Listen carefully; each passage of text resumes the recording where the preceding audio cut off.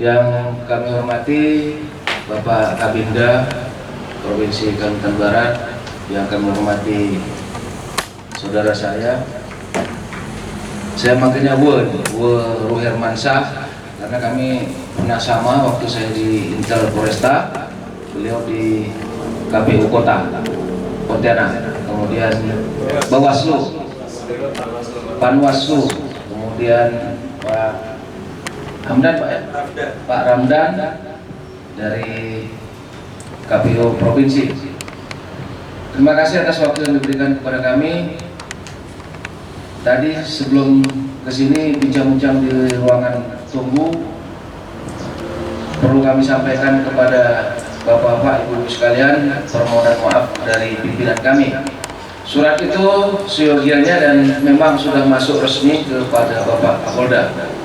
Kemudian Bapak Kapolda karena kesibukan, tugas yang lain yang mungkin beliau lebih fokus ke yang menurut beliau penting, maka didelegasikan kepada Dirbimas. Dirbimas dari Pak Kabinda tanya, mana Pak Andi? Pak Andi Arsito, Kombes, itu direktur kami. Beliau melimpahkan ke Pak Wadir, makanya muncul di situ namanya Pak Wadir Bimas Polda Kalimantan Barat, AKBP Dr. Andes M. Nasir SST MK. Nah, beliau rupanya sedang opname, sedang tidak enak badan karena kemarin juga jadi narasumber di Fakultas Kedokteran Untan. Pagi-pagi saya ditelepon supaya untuk mengisi di acara ini. Jadi tanpa mengurangi rasa hormat kami minta dimaklumi keberadaan kami di sini. Sebenarnya saya bisa los, cuman karena ada Pak Kabinda bintang 1 kan, kemudian jadi agak-agak ngerem-ngerem sedikit ngomongnya nih. Ya, agak-agak ngerem sedikit, kalau enggak saya loskan sekalian. Terima kasih sudah saya sampaikan kepada kita sekalian ya. Mudah-mudahan walaupun yang hadir ini adalah pangkatnya komisaris polisi, tidak mengurangi hikmah daripada pertemuan kita ini. Karena sama-sama kita sadari bahwa kita kepingin apa yang disampaikan beliau tadi, saya sedikit bisa menyimpulkan bahwa suasana damai ini marilah terus terpelihara di hati dan sanubari kita masing-masing. Janganlah mudah kita terpecah belah hanya gara-gara perbedaan yang sebenarnya itu juga dimain-mainkan oleh mereka-mereka yang kalau beliau bilang tadi by design. Kalau saya juga pernah lah saya di Soreang, di Pusdik Intelijen. Kalau bisa memang orang yang by design yang kurang ajar itu yang kita tangkap, masukkan ke parit kepala dalam gitu, kira-kira seperti itu. Karena by design ini kalau membuat kita menjadi kompak, kemudian maju, enak. Kadang-kadang by design mereka ini kan untuk kepentingan sekelompok dan sesaat, yang susah ya rakyat kita sekalian. Baik, saya tidak mengatur kemana-mana. Bapak Ibu sekalian, kita lihat ke slide bahwa keamanan negara berdasarkan Undang-Undang Dasar 1945 pasal 30. Di situ ada warga negara. Warga negara itu tentunya punya hak dan kewajiban. Kewajibannya apa? Berhaknya apa? Yaitu dalam rangka ikut bersama-sama untuk menjaga keamanan dan ketertiban. Kalau kami kan bahasanya Harkamtipmas, memelihara keamanan dan ketertiban masyarakat. Kemudian di situ selain warga ada apa yang dimaksud dengan keamanan negara. Keamanan negara kita menganut sistem pertahanan keamanan rakyat semesta. Lanjut Mas, bawahnya ya. Stop belum tadi. Jangan kelajuan. Gitu. Ojo ke susu Mas. Naikkan sedikit ke atas. Naikkan ke atas. Gitu. Jadi kalau langsung kelajuan nanti tahu-tahu udah masuk ke yang slide yang berikutnya tidak nyambung. Ya, jadi di dalam menjaga keamanan dan ketertiban masyarakat ini, kekuatan intinya untuk Kamdagri itu ada di Polri sebagai kekuatan utama. Nah, Polri sendiri juga di dalam mengelola Kamtipmas ini juga tidak bisa sendiri.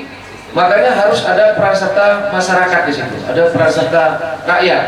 Yang dipakai apa? Yaitu kekuatan rakyat pendukung Kamtipmas.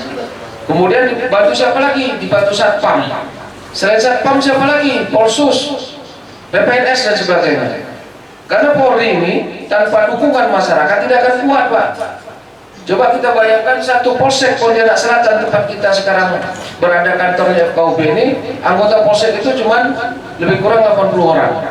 80 orang itu dibagi bagian-bagian. Bagian yang terdepan namanya penjagaan. Penjagaan itu dibagi 3 shift. Kalau satu shift diambil cuma 8 orang, jadi satu shift itu 8 orang menjaga keamanan itu selama 12 jam dia jaga. Bayangkan. Atau kita rasio kecukupan lagi. Anggota polsek seluruhnya 80 orang. Seperti yang saya bilang tadi, dibagi-bagi dengan bagian-bagian. Ada sersenya, ada babin kamtipmasnya, ada tautnya, ada siwasnya, ada proposnya, ada kapolsek dan wakapolsek, serta kanit-kanit. Kalau dibagi dengan jumlah penduduk khusus untuk Kecamatan Pontianak Selatan, kemudian dibebani untuk melayani masyarakat, otomatis tidak akan masuk rasionya. 80 orang suruh melayani berapa jumlah penduduk yang ada di Kecamatan Pontianak Selatan? Tak mampu. Makanya di situ distrategikan bahwa Polri akan bisa berdiri, Polri akan bisa mantap apabila masyarakat juga mau mendukung. Tapi kalau masyarakat tidak mau mendukung, udah itu tugas polisi. Sama dengan kita punya pembantu, Pak. Kita punya pembantu di rumah, 1 orang ngepel pagi. Begitu ngepel pagi belum kering, bapak lewat, udah tapak kaki lagi. Belum juga kering lagi, anaknya lewat, ngepel lagi. Ya beginilah kerja polisi. Ya, jadi tidak akan pernah selesai. Yang namanya mau bersih itu, supaya bersih itu situasi sehat selamanya atau situasi terkendali tanpa bantuan masyarakat tidak akan bisa. Makanya pembantu di rumah kita lari, mana dia mampu. Baru gak ngepel dari kotorin anak. Nanti bapaknya pulang ngomel, ini kok kotor, kok kotor. Belum lagi nyuci ke dapur, belum macam-macam. Jadi, nah inilah kira-kira. Artinya apa? Artinya saya bilang lagi bahwa Polri ini tidak bisa berdiri tegak tanpa dukungan masyarakat. Dari level apa saja. Jadi tugas kami adalah memberikan perlindungan, pengayoman, pelayanan kepada masyarakat serta penegakan hukum. Nah itu yang terakhir. Kalau memang tidak usah pakai hukum ya sudahlah. Makanya kemarin Pak Kapolri menjelaskan ada restoratif justice system. Artinya menyelesaikan persoalan tidak harus melalui jalur hukum. Misalnya ada KDRT antara suami istri, misalnya suaminya mungkin sedikit-sedikit jewer telinga istri, kemudian lapor ke polsek.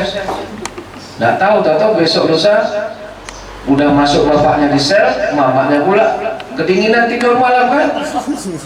Nah udah kasihan timbul, balik lagi ke polsek.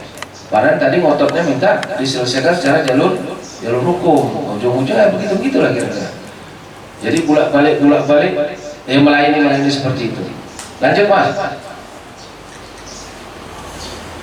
Ya ini ada disebut dengan gangguan kamtipmas. Apa itu? Kenapa bisa terjadi gangguan kamtipmas? Karena ada niat dan kesempatan. Ada niat, tidak ada kesempatan, mungkin tidak jadi. Yang parah, ada kesempatan, tidak ada niat. Nah, ini beralih niat ini kembali kepada hati manusia itu. Kalau udah kesempatannya terbuka, tadinya memang tidak ada niat, ujung-ujungnya tergiur, imannya kurang, maka terjadi. Maka lebih baik antara dua unsur ini tidak bertemu. Ya, kalau niat itu kan tergantung kita nih. Kita berniat nih, misalnya saya mau curi nih, tapi ternyata Pak Kabinda siap dengan senjata di rumah, pertak, maling akan berpikir 2 kali. Tapi kalau di rumah Kabinda pintu tidak terkunci, mobil dibiarkan misalnya, kunci ada di situ, ada kesempatan. Tadinya orang tidak ada niat, makanya timbul niat itu. Kenapa? Karena balik yang saya bilang tadi bahwa tergantung kepada keimanan. Kalau imannya lemah, ini kesempatan nih, biar rumah Kabinda sikat aja kan gitu. Jadi kalau bisa antara dua unsur ini niat dan kesempatan jangan sampai bertemu. Kalau bertemu maka terjadi. Itulah kata pesan Bang Nabi kemarin, waspada dan waspada. Kemudian di situ Pak ada yang namanya kegiatan preemptif. Preemptif ini adalah meniadakan niat, meniadakan kesempatan dan sebagainya. Jadi sebelum orang berpikir jahat, kita sudah mengantisipasi, gitu. Di situ, makanya dia di dalam niat itu preemptif. Jadi sebelum orang berpikir untuk melakukan kejahatan, kita sudah melakukan antisipasi. Itu preemptif. Beda dengan preemptif. Ya, ulangi. Preventif. Kalau preventif itu adalah kehadiran anggota, kehadiran Polri, ya, kehadiran satpam dan sebagainya di tengah-tengah masyarakat. Misalnya, kalau dulu kita melakukan yang sebutannya strong point. Strong point itu artinya penempatan anggota pada titik-titik rawan kecelakaan, rawan macet dan sebagainya dalam rangka pengawasan. Jadi kalau sudah ditaruh polisi pada beberapa titik, makanya yang tadinya jambret kepingin punya niat jambret, maka akan dia berpikir. Cuman persoalannya begini, Pak. Persoalannya kita selalu sangat-sangat dinamis. Kita berdirikan anggota jam pagi, jam 7 sampai jam 10 maksimal, ditarik. Begitu ditarik, maling baca, penjambret baca. Oh, jam 10 tidak ada lagi polisinya. Udah kita beraksi antara jam 10 sampai jam 12. Seperti itu. Jadi hal-hal ini kita kaji terus, Pak. Kita kaji terus. Makanya kehadiran polisi itu tidak harus mesti monoton. Jadi dia selalu dinamis, selalu melihat dan membaca. Nah, Bapak Ibu sekalian, perlu saya sampaikan di sini bahwa setiap laporan Bapak Ibu tentang kejahatan itu setiap bulannya di ANEF. Setiap bulannya kami kumpulkan. Kasus apa yang terbanyak di Kota Pontianak? Ya, misalnya kemarin pernah menjadi primadona curanmor. Curanmor tuh satu hari macam minum pil, bahkan double. Satu hari bisa 8 motor yang hilang. Nah, 8 motor, 10 motor hilang satu hari, puyung Kepala Kapolresta Pontianak. Puyung Kepala Makassar, termasuk kami anggota. Kan gitu. Belum lagi ada sikap pesimistis dari masyarakat. Percuma lapor, kan gitu kan? Percuma lapor. Kenapa? Lapor dah capek-capek masuk ke Polres, ke Polsek, motor belum tentu dapat. Kan gitu, Pak ya. Nah, ini kalau bisa jangan dikembangkan lah. Minimal bantu Polri ini minimal dengan itu tadi. Itu akan kami datangkan, Pak. Dan itu akan dianalisa, dibahas di dalam rapat.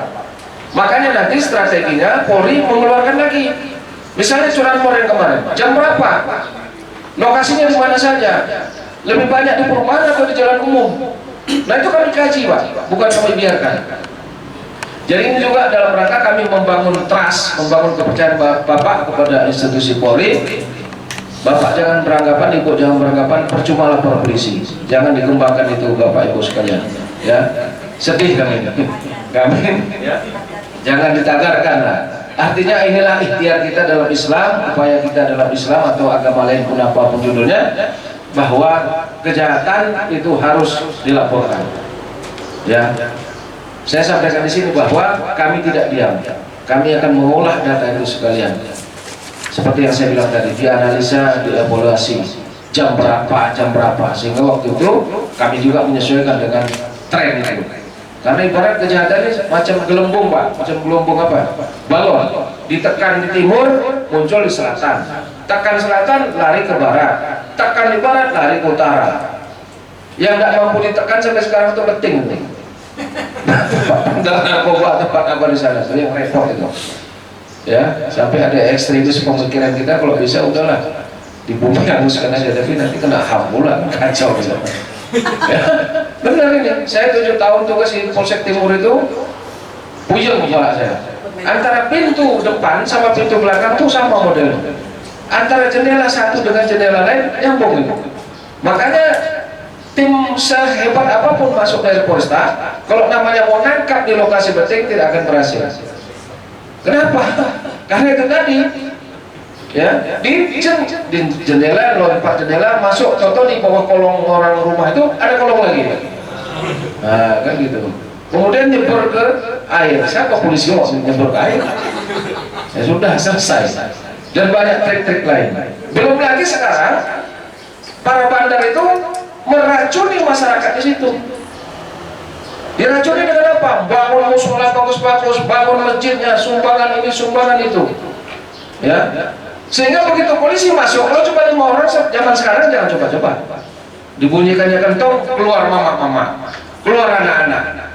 Oleh polisi datang, biar bawa senjata canggih kayak apapun, tak berani nembak. Asli, apa yang mau ditembak? Anak-anak bawa, Pak, kita beriring jalan, dia ngikut di belakang beriring jalan. Terus apa yang mau dibuat? Tidak bisa. Anda tahu lah, nanti juga nih mungkin agak menyimpang, tapi ini juga fakta.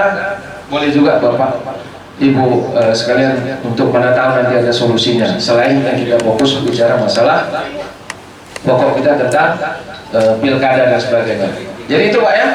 Jadi ada preemptif adalah pencegahan dini, artinya meniadakan niat, kemudian preemptif dengan penjagaan, meletakkan, menempatkan pos-pos polisi dan orangnya, atau pos-pos dinamis, meletakkan anggota melalui strong point. Kemudian di situ ada proaktif, ya, proaktif dan deteksi dini. Artinya ini saling berkaitan untuk kita bisa menjaga agar tidak terjadi gangguan Kamtibmas. Lanjut Mas. Ya ini tugas pokok dan kewenangan Polri sesuai dengan Undang-Undang Nomor 2 Tahun 2002 Pasal 13 yaitu memelihara keamanan ketertiban masyarakat, kemudian memberikan perlindungan, pengamanan pelayanan serta penegakan hukum. Itu dalam gangguan Kamtibmasnya. Kemudian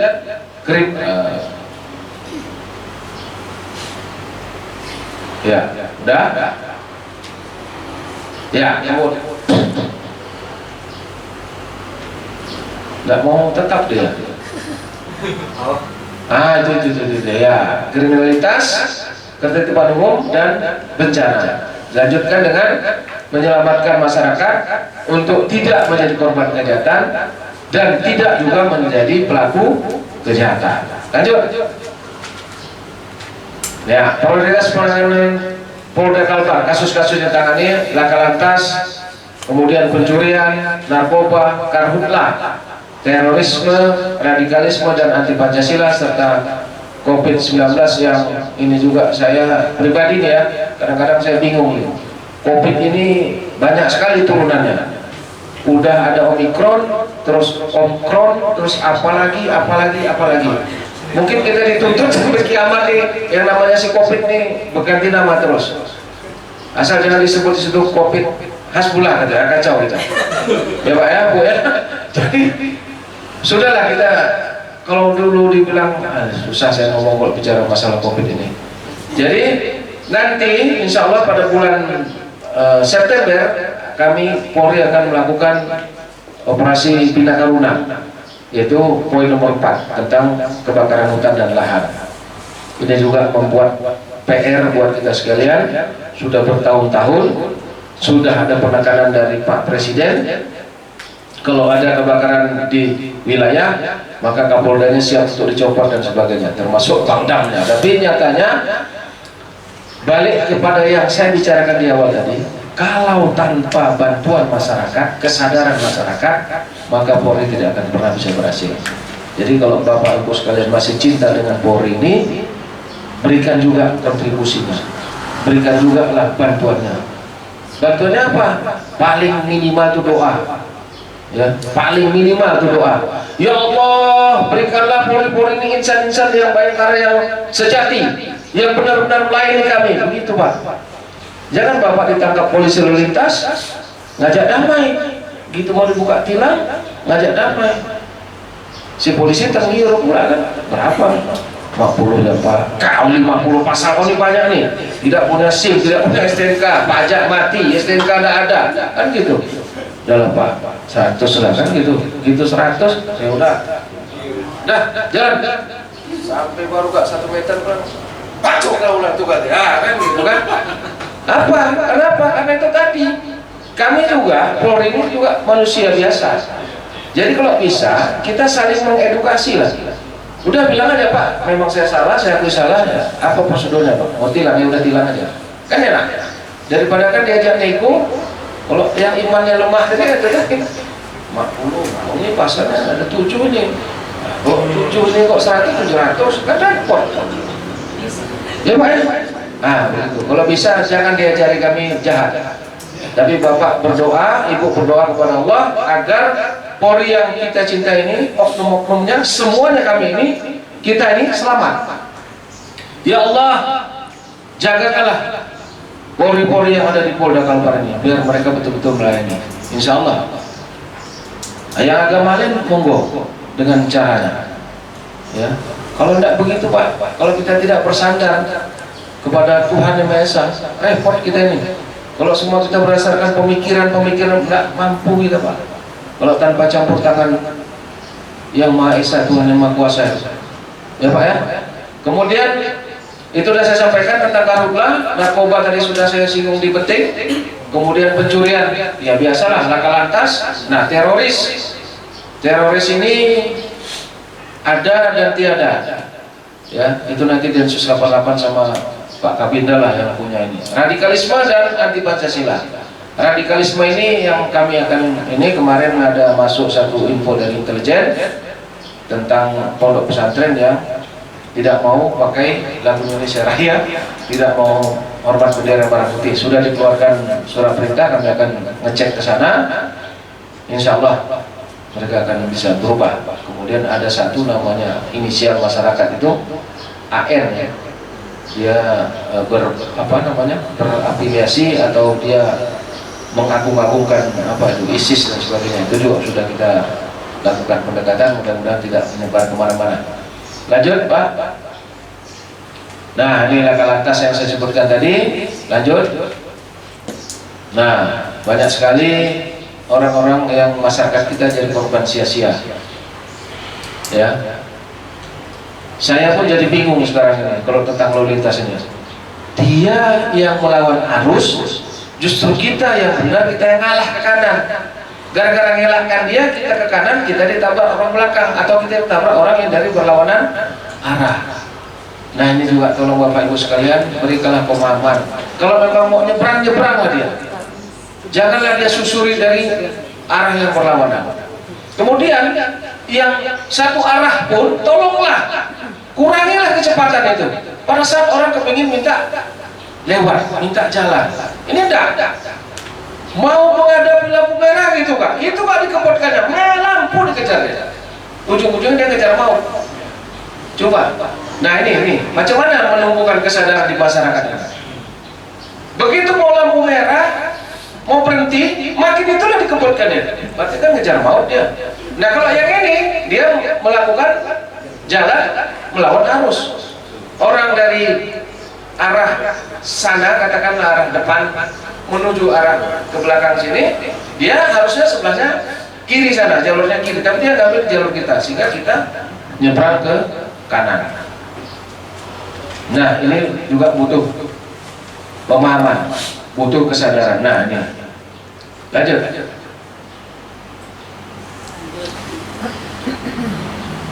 Ya ini udah biasa lah pencurian. Nah pencurian juga sebenarnya walaupun biasa, tapi pencurian ini sudah meningkat juga, meningkat teorinya. Kalau dulu membongkar rumah, kemudian dulu pernah bahkan dengan cara paksa rumah itu didobrak pakai kayu belian dan sebagainya.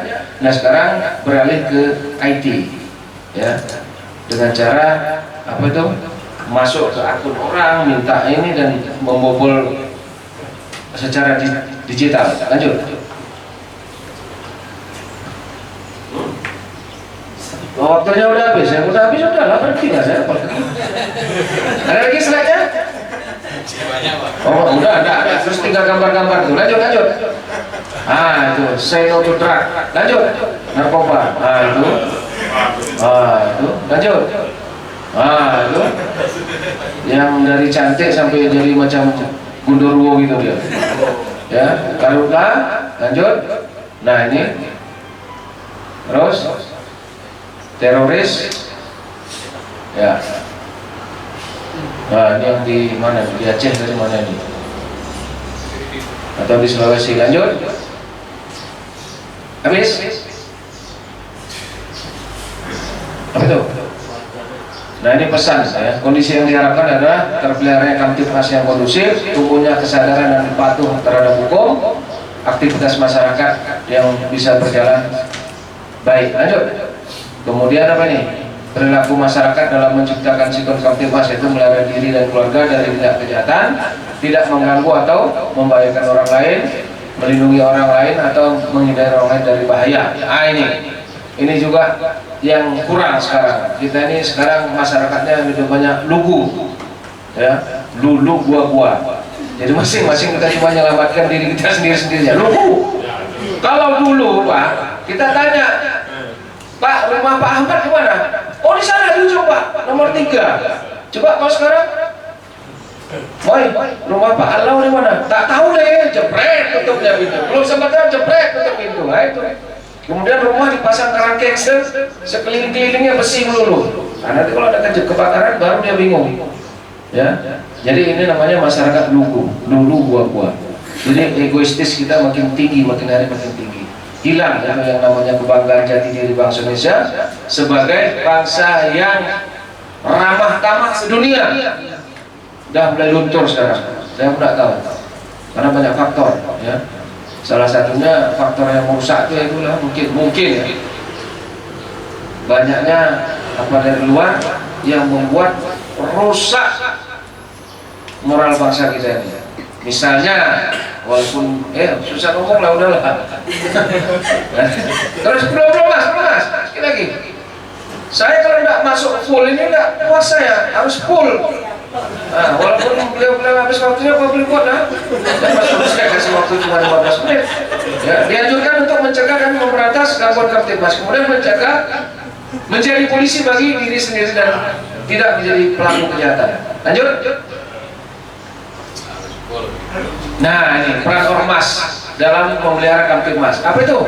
Tidak menjadikan fanatisme organisasi masyarakat dan agama sebagai alasan untuk berbuat anarkis yang menyebabkan perpecahan di masyarakat.